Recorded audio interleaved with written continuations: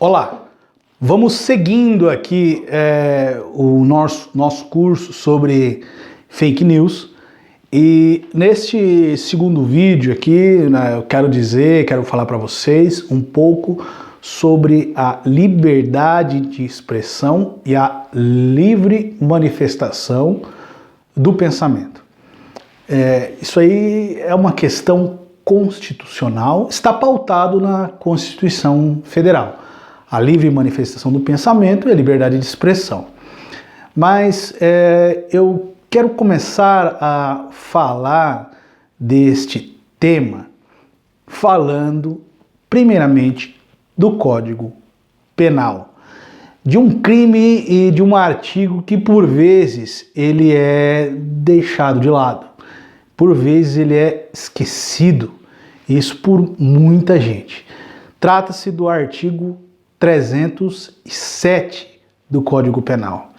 Ele tem a seguinte redação: atribuir-se ou atribuir a terceiro falsa identidade para obter vantagem, proveito próprio ou alheio, ou causar dano a outro.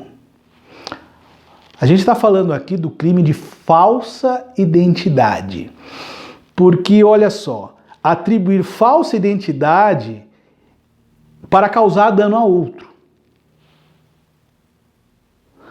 O nosso tema central é fake news, correto? Bem, se o sujeito usa uma página fake em rede social para falar mal de um terceiro, para cometer ali, causar algum prejuízo a terceiro, mesmo que não seja, a gente não consiga capitular ali nos crimes que a gente já viu, os crimes contra a honra, calúnia, injúria e difamação, mas se o sujeito utiliza de um fake, utiliza de uma identidade falsa para causar prejuízo a terceiro, está tipificado o artigo 307 do Código Penal. Mais uma vez, é caso de remoção de conteúdo indevido, por infringir ali a lei penal. O crime de falsa identidade.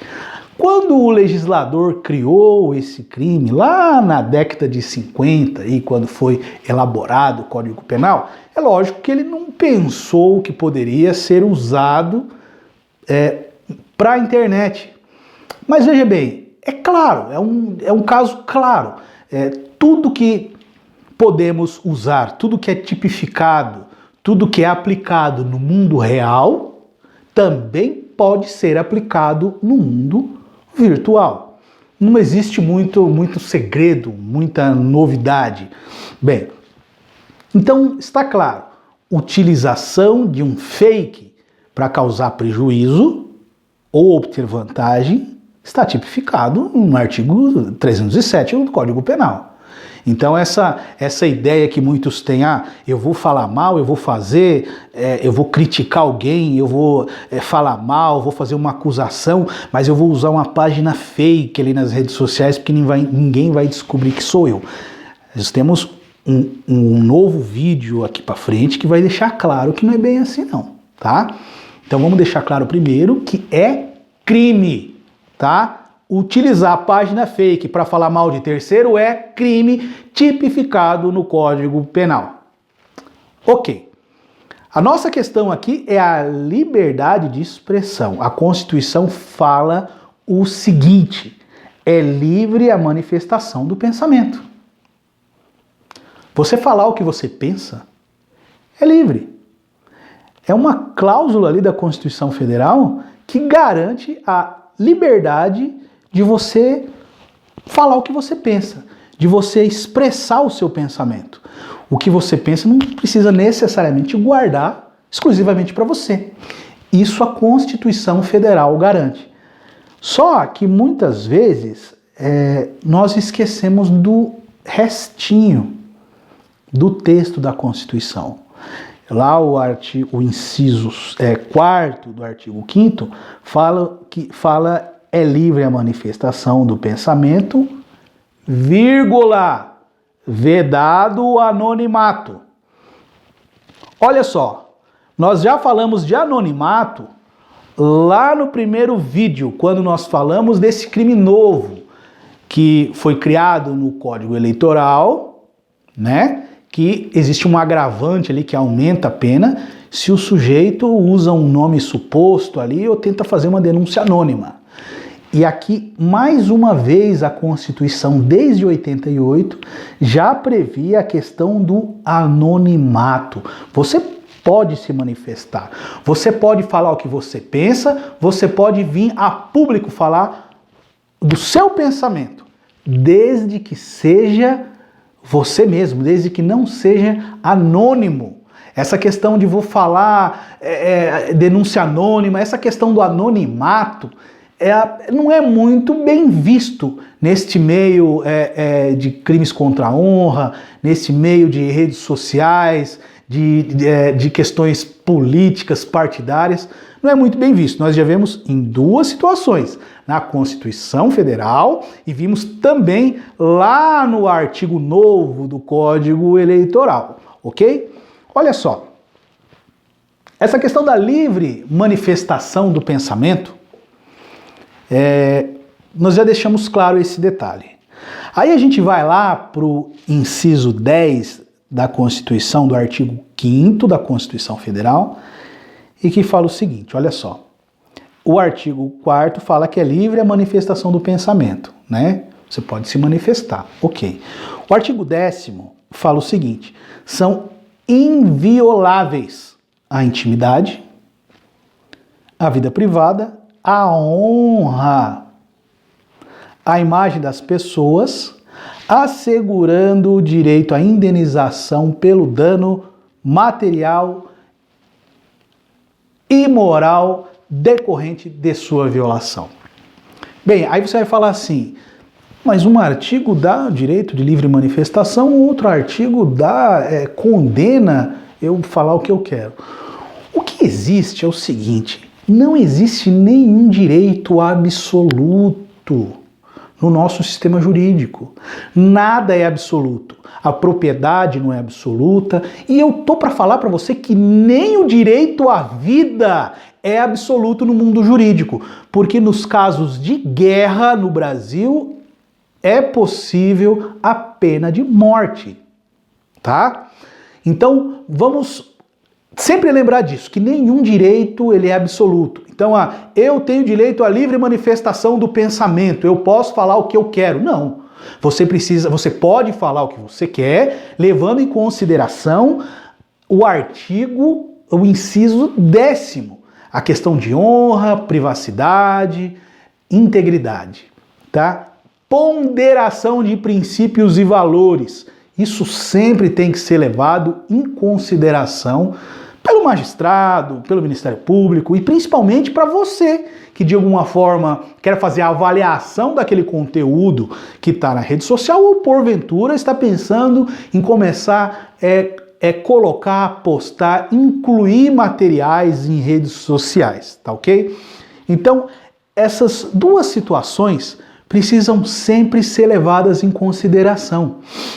A ponderação de valores da manifestação do pensamento e da questão da inviolabilidade, da intimidade, vida privada, honra e imagem das pessoas. Quero falar também, ainda dentro desse tema de liberdade de expressão, que quando nós chegamos aqui nesse inciso 10º, né, e que fala da inviolabilidade, da imagem, da vida privada, dá a impressão, e aí muitas pessoas, principalmente autoridades públicas, têm a impressão de que falar mal ali, reclamar, fazer pedido de providência, de investigação, pegar no pé, que tudo isso é ilegal, que tudo isso é crime. A gente precisa deixar claro que a Constituição Federal tem um pilar da democracia, do Estado democrático de direito, que é a participação popular. E a participação popular não é só no momento de votar ou ser votado. Existe algo chamado sufrágio universal. E isso vai muito além do que está no texto constitucional, vai muito além do que está no texto legal. Esse sufrágio universal é a participação do cidadão pleno, aquele cidadão que tem direito de votar e ser votado. A cidadania plena, ela somente é exercida com a participação popular das decisões, da participação popular nos interesses públicos, né? Então, o cidadão tem mais do que o direito de participar, é um dever o cidadão participar ali na Câmara de Vereadores, no Conselho de Bairro, Associação de Bairro, Conselho de Saúde, de Educação, enfim. É um dever do cidadão, né? Participar de todos esses movimentos, esses conselhos, saber o que está acontecendo, cobrar providências. Isso é um dever estampado ali explicitamente na Constituição e por vezes aí até expressamente lá quando fala do referendo, quando fala do plebiscito. Então, uma situação é inerente ao cidadão brasileiro, ao cidadão investido ali de cidadania. O dever de participar do governo, das decisões, de participar da vida pública. Isso tudo é um dever. E esse dever, por vezes, aí, podem trazer alguns conflitos, né, de interesses. E esses conflitos podem ser levados a público, através de redes sociais, através de programas de mensagem, através da internet. Isso não quer dizer que existe crime contra a honra. Não quer dizer que existe fake news. Muitas vezes isso quer dizer que o cidadão investido do seu direito de participar realmente está participando. Esse é o espírito do inciso 4º do artigo 5º da Constituição Federal. É livre a manifestação do pensamento, vedado o anonimato, porque você é cidadão, prove sua cidadania. Como o sujeito prova que realmente é cidadão? Vamos falar de uma forma técnica jurídica, tá ok? A cidadania, ela é completa quando o sujeito pode votar e ser votado. Essa é a técnica jurídica no nosso país, né? E aí, aprofundando mais ali, a gente fala de cidadania plena aos 35 anos, quando a pessoa pode sair candidato a qualquer cargo. Porque no Brasil, o cargo de presidente da República, por exemplo, o sujeito precisa de, além de outros requisitos, precisa ter 35 anos completos. Bem, ali no inciso 10 ainda da Constituição, quando fala de inviolabilidade da intimidade, da vida privada, de todas essas situações, veja só, é um contraponto. Precisa haver a ponderação. E essa ponderação é só no caso concreto. É só ali na prática do dia a dia que você vai conseguir auferir o que é liberdade de expressão, livre manifestação do pensamento, o que é violação da vida privada, da honra. Esses princípios sempre precisam estar interligados, tá ok? Não é simplesmente posso falar o que eu quiser. Posso falar o que eu quiser porque a Constituição me garante a livre manifestação do pensamento. Não é isso.